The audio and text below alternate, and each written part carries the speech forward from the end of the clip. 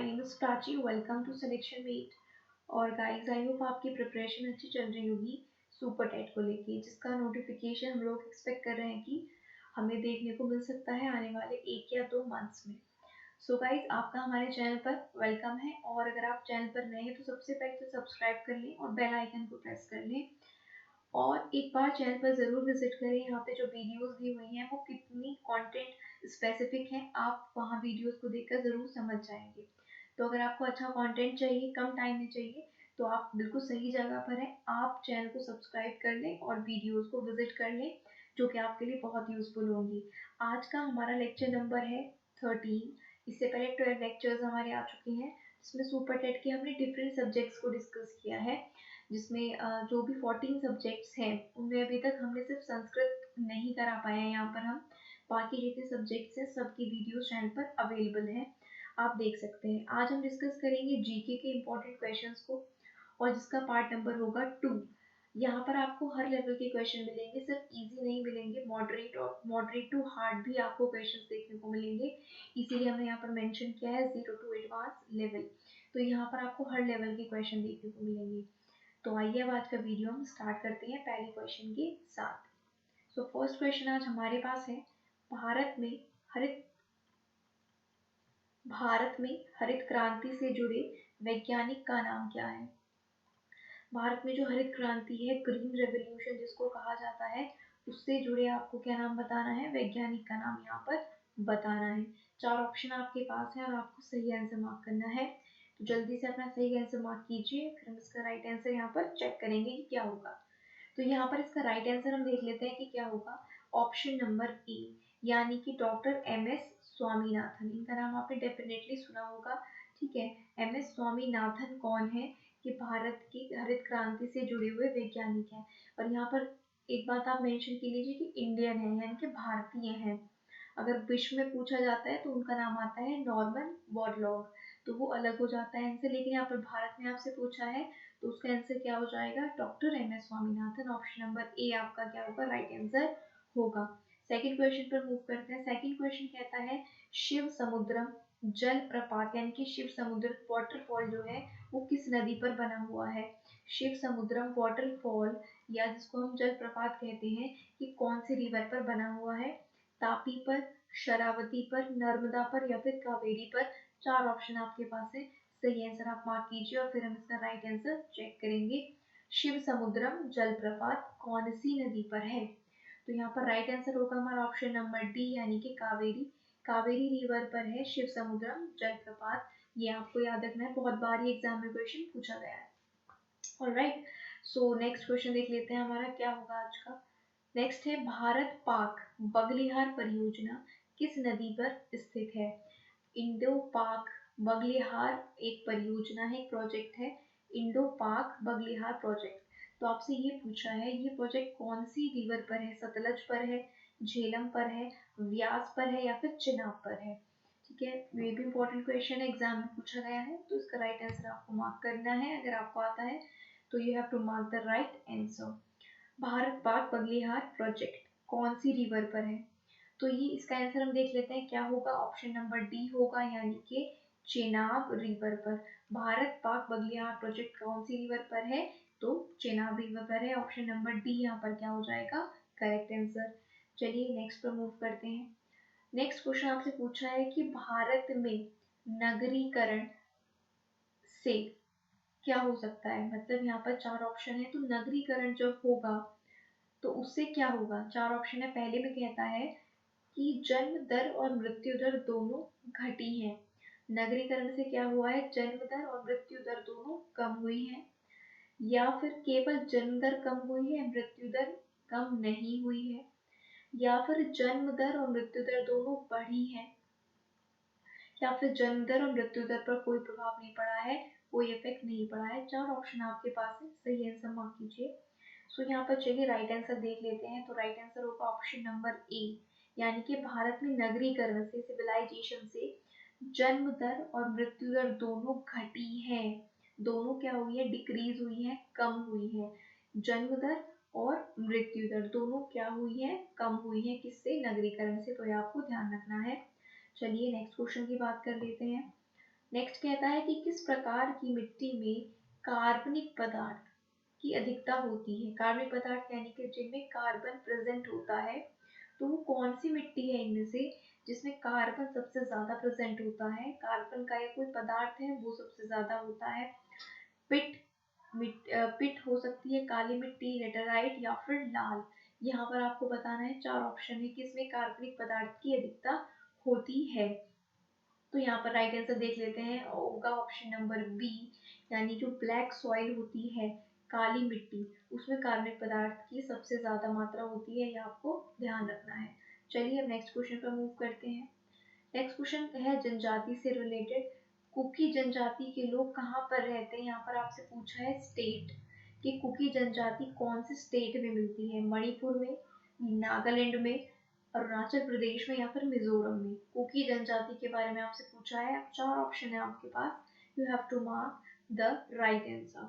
तो चलिए इसका राइट आंसर देख लेते हैं फटाफट से। तो उसका राइट आंसर होगा ऑप्शन नंबर ए। कुकी जनजाति कहाँ पर आपको मिलेगी, मणिपुर में। कहाँ पर आपको कुकी जनजाति के लोग मिलेंगे, तो मणिपुर में। ये आपको ध्यान रखना है, जनजाति से भी एक क्वेश्चन पूछ लिया जाता है। चलिए अब नेक्स्ट क्वेश्चन पर मूव करते हैं, क्या है। नेक्स्ट कहता है निम्नलिखित में से कौन सुमेलित नहीं है। Not correctly matched, not correctly matched, इनमें से कौन सा करेक्टली मैच नहीं है, ये बताना है। पहला है, यहाँ पर आपको जलप्रपात दिए हुए हैं और यहाँ पर दी हुई है नदी यानी कि रिवर, और यहाँ पर क्या दिया हुआ है, जलप्रपात। तो ये आपको मैच करने हैं, अब बताना है कौन सा गलत मैच है।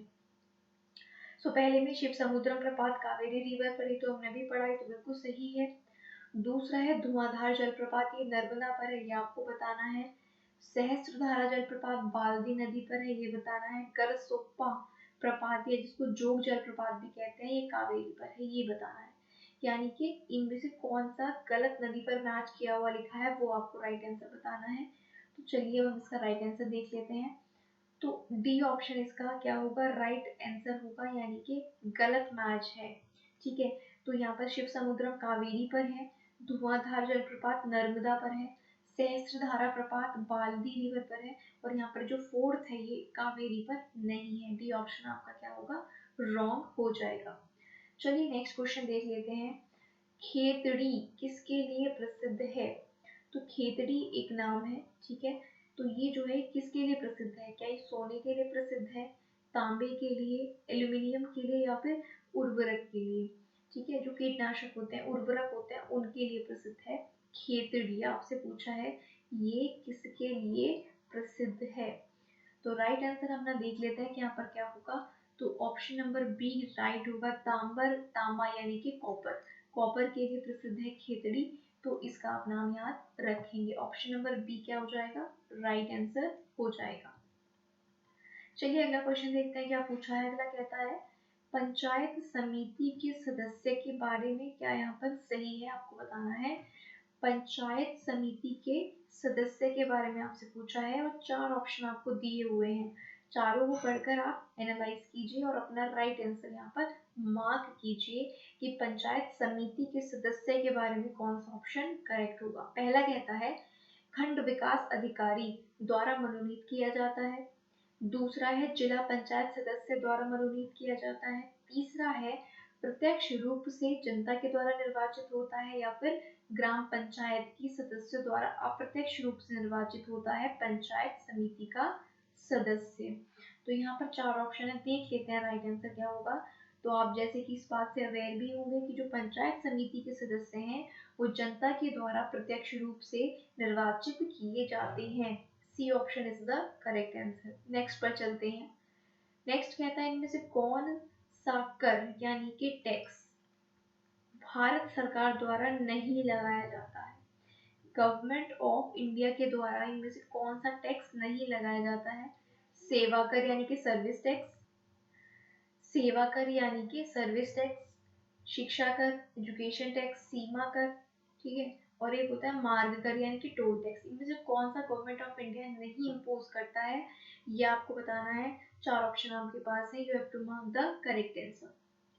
तो चलिए राइट आंसर यहाँ पर देख लेते हैं, ऑप्शन नंबर डी, यानी कि जो टोल टैक्स होता है वो गवर्नमेंट ऑफ इंडिया का नहीं है, यानी कि toll tax government of India द्वारा नहीं लगाया जाता, ये आपको ध्यान रखना है। ऑप्शन नंबर डी आपका क्या हो जाएगा राइट आंसर।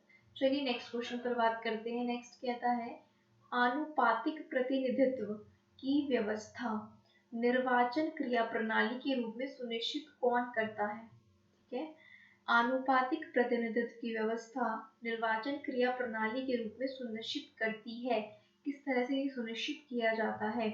बहुमत के शासन के आधार पर, सरकार में स्थिरता के आधार पर, सामान्य राजनीतिक सोच के, या फिर अल्पसंख्यकों के प्रतिनिधित्व को।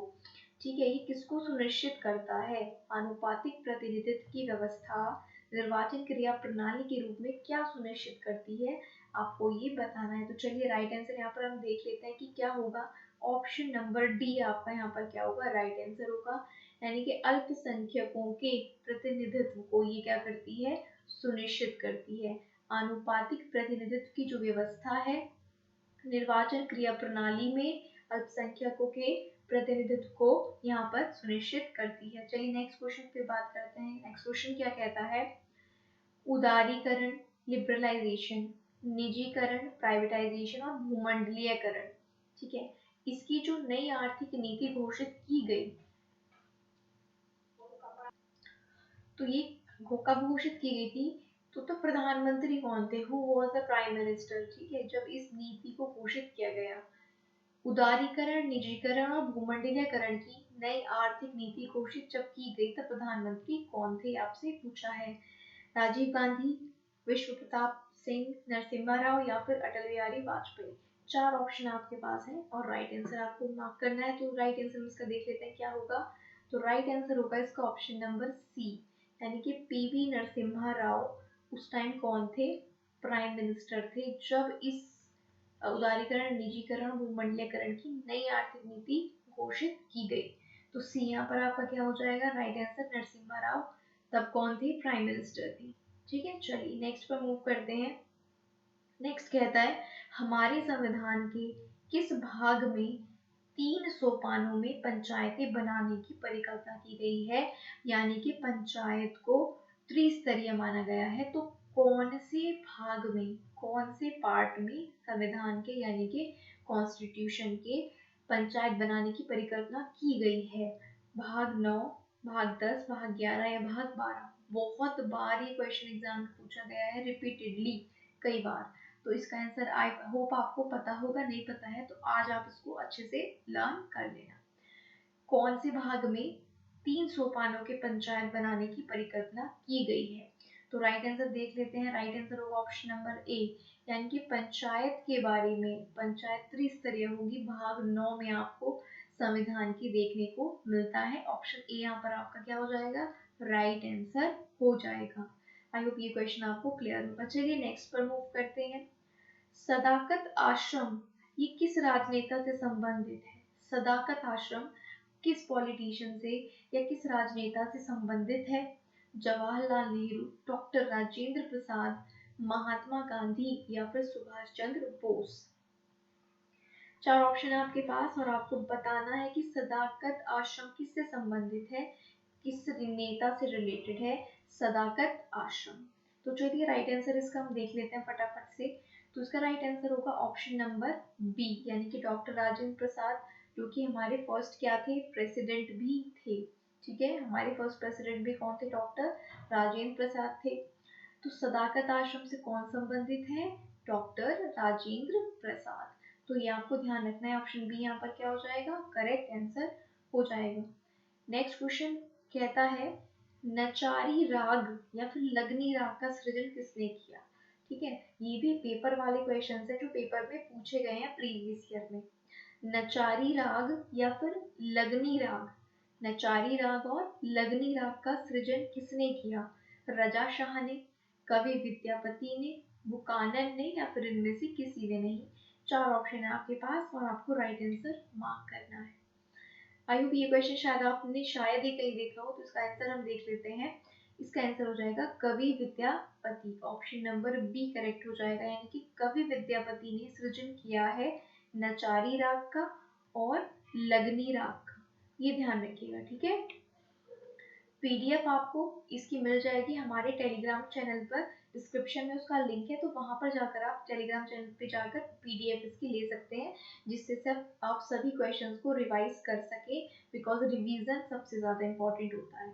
तो आप ध्यान रखेंगे, नचारी राग और लगनी राग के सृजन किसने किया? कवि विद्यापति जी ने। ऑप्शन बी क्या हो जाएगा? करेक्ट हो जाएगा। सो गाइस, ये आज के 15 क्वेश्चन थे जीएस के, और उनका आज के जो क्वेश्चंस का लेवल था दैट इज मॉडरेट। वो मॉडरेट लेवल के क्वेश्चंस थे, अच्छे क्वेश्चंस हमने लिए हैं और ये प्रीवियस ईयर में पूछे गए हैं, ठीक है, यानी कि कोई आलतू फालतू क्वेश्चन बिल्कुल नहीं है, प्रीवियस ईयर के क्वेश्चंस हैं। तो अगर आपको लेवल अच्छा लगा है, क्वेश्चंस की एक्सप्लेनेशन अच्छी लगी है, तो लाइक ज़रूर कर दें। अपने ग्रुप्स में अपने फ्रेंड्स के साथ वीडियो को शेयर करना बिल्कुल भी ना भूलें, वीडियो को शेयर कर दें।